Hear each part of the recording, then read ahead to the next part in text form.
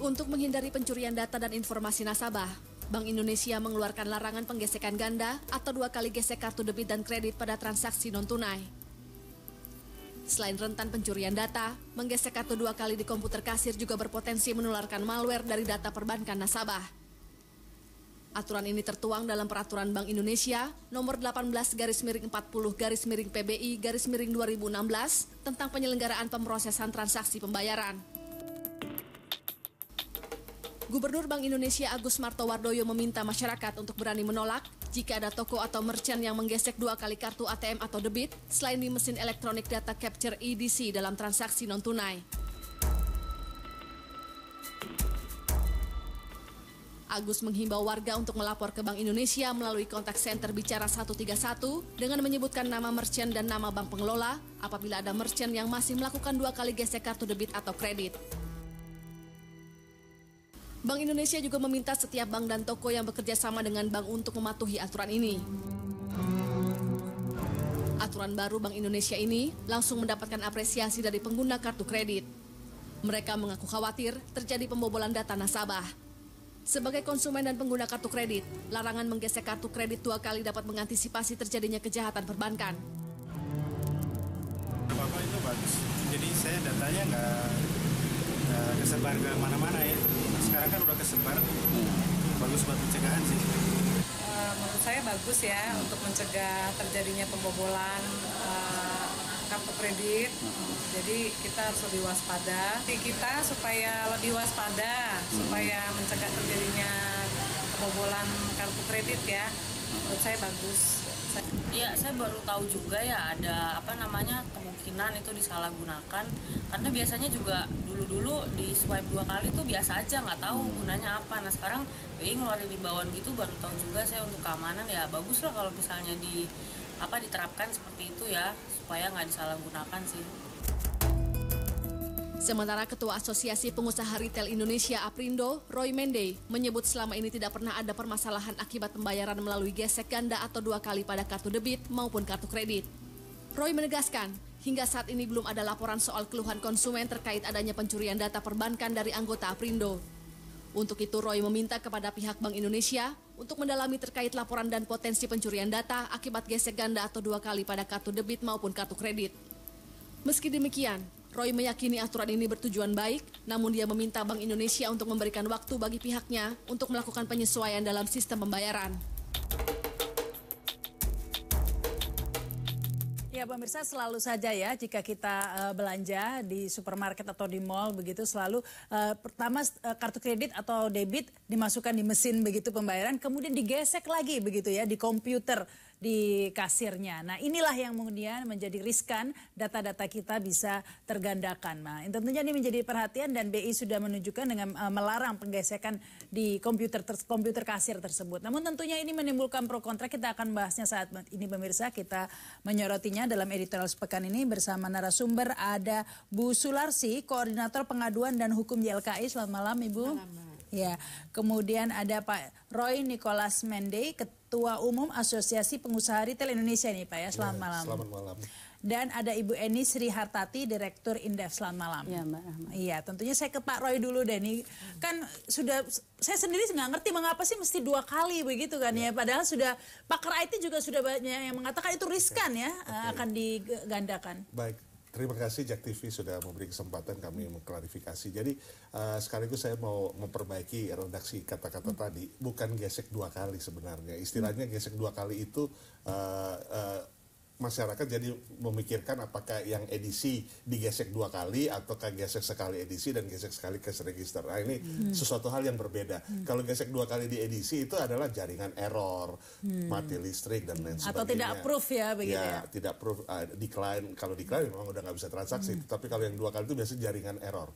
Nah yang dimaksud dengan swipe 2 kali itu adalah yang kemarin Pak Agus Martowardoyo mengangkat suatu pemberitaan di mana sebenarnya ini sudah ada Peraturan Bank Indonesia PBI tahun 2016 nomor 18 itu yang menyatakan mengenai pola aturan main tata niaganya. Tetapi yang kami sekarang mau sampaikan juga kenapa baru sekarang juga dinaikkan info ini? Karena terus terang waktu menyusun PBI 1 saja, asosiasi kita tidak dipanggil, tidak ada FGD, tidak ada pembicaraan, karena biasanya kan kalau peraturan itu perlu melibatkan stakeholder, pengusaha atau akademisi. Baru sekarang mungkin semakin banyak penyalahgunaan begitu Pak? Bukan penyalahgunaan, justru yang ini yang kita mempertanyakan kembali kenapa baru sekarang. Karena apa? Karena retail di dalam melakukan yang namanya swipe 2 edisi sekali dan edisi di cash register itu tidak ada maksud tujuan untuk capture data atau menggandakan.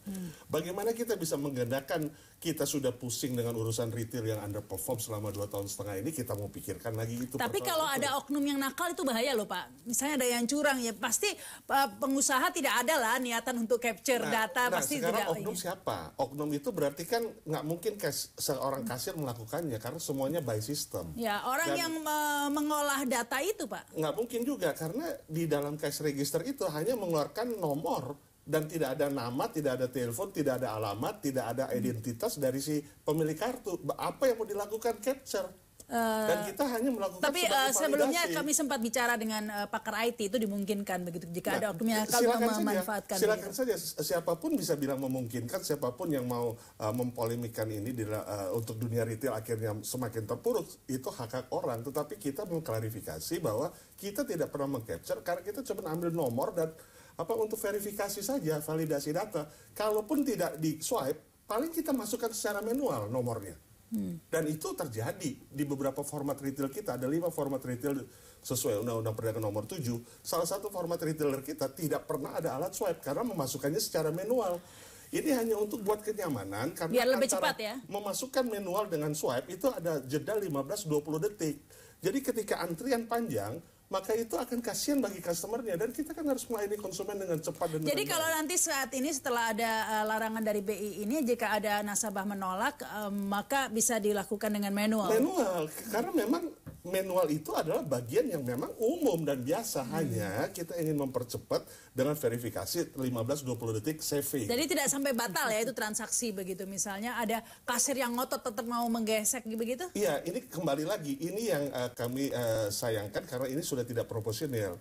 Karena apa? Karena berita yang tidak diklarifikasi dulu kepada kami, sehingga itu sempat beredar sekarang di viral dan macam-macam, itu sudah ada beberapa anggota kami melaporkan masyarakat batal transaksi.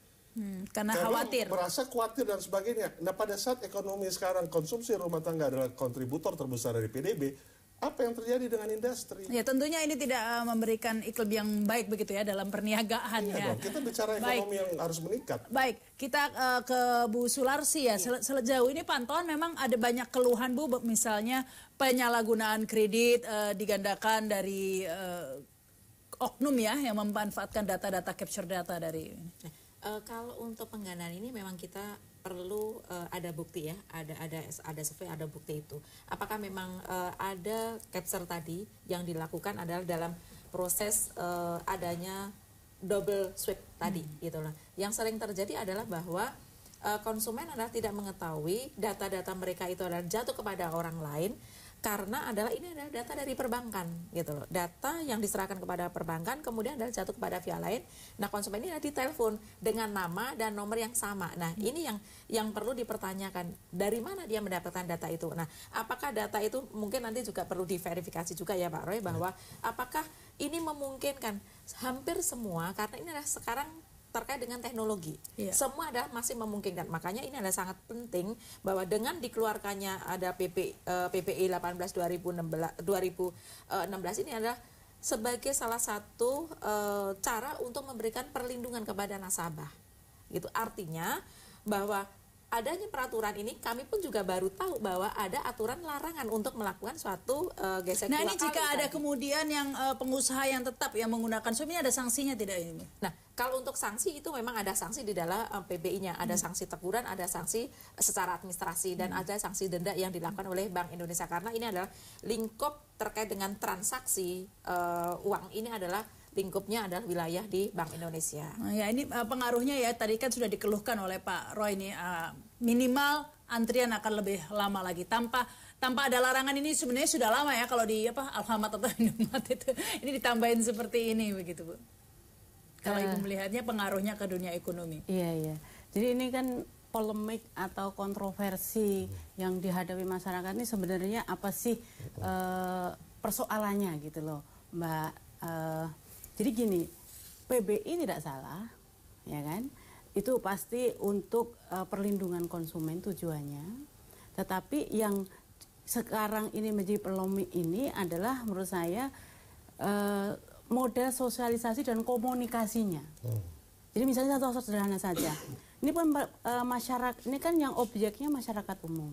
Kecuali kalau sosialisasi BI khusus untuk yang peritel atau yang menyediakan mesin merchant tadi. Ini melibatkan publik ya. Ini karena kalau itu apa namanya dengan bahasa yang umum tadi, si pihak merchantnya atau pihak retailnya itu sudah paham. Tapi kalau publik ini orang yang dari pendidikan SD sampai yang perguruan tinggi ini dengan bahasa yang umum begitu tentu ini menimbulkan multi interpretasi. Ini yang jadi persoalan. Rasa kekhawatiran juga. Jadi kiranya di mesin saja itu sudah 2 kali. Jadi gini, ini kan yang jadi yang tidak boleh yang apa menimbulkan ketidakamanan. Ini kan perlindungan itu supaya tidak ada copy data, tidak mungkin dihack gitu kan. Ini kan supaya apa yang dikhawatirkan itu kan yang tidak aman. Nah, sementara yang EDC itu yang sudah diklarifikasi dan sebagian besar sudah digaransi ini aman transaksinya secara apa namanya kebocoran data dan sebagainya. Karena dari bank begitu dari ya. bank. Tapi Ini kalau kan resmi. Nah, yang tidak diperbolehkan itu yang mesin kasir. Bukan di kasir. Jadi ini perbedaannya beda dengan waktu Pak Ahok itu ya pakai apa ada atau tidak itu bukan. Pakai atau tidak itu multitafsirnya memang beda. Kalau ini di kasir dan tidak pakai di hanya kasir itu berbeda. Jadi yang tidak diperbolehkan itu yang di mesin yang kasir, yang mesinnya kasir misalnya. Jadi kalau misalnya karena apa? Karena kalau cuma di kasir itu kan edisi itu juga semua di kasir. Iya sama ya, nggak di rumahnya itu gitu yang ya. tadi mungkin yang diceritakan Pak Roy tadi pelanggan atau konsumen ini karena tidak boleh gesek dipikirnya digesek di edisi pun tidak boleh. Walaupun cuma sekali. Ini sosialisasi yang perlu ya kadang-kadang yang dimaksud adalah digesek di edisinya atau di mesinnya itu tidak apa-apa tapi yang di komputer mungkin ya komputer dikasih. Kan biasanya di mesinnya itu diletakkan di komputer kasir kan. Iya, karena sebenarnya kalau yang dikhawatirkan selama ini kebocoran dan juga yang diceritakan Bu Sularsyah tadi karena yang di mesin-mesin yang non edisi yang resmi ini memang mudah sekali terjadi moral hazard. Apakah moral hazard yang sengaja oleh merchantnya maupun oleh pihak luar, misalnya di hack atau di apa itu memang memungkinkan. Ya, rawan nah, ya. itu yang Baik. yang kita harus break rawan. dulu ya. Kita lanjutkan lagi pemirsa, kami akan kembali setelah pesan-pesan berikut ini.